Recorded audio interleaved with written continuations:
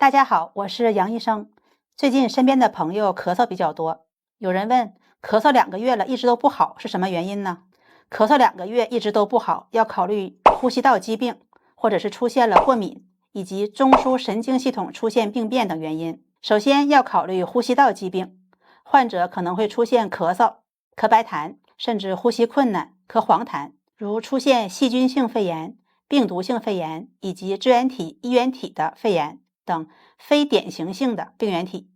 或病原微生物在局部气道内进行定植，容易造成对于肺泡上皮细胞刺激，在纤毛摆动的过程中，有利于将病原微生物排出体外，通过对气道造成痉挛而产生咳嗽。第二种情况是过敏，包括花粉过敏、皮毛过敏、粉尘过敏等，均容易诱发超敏反应，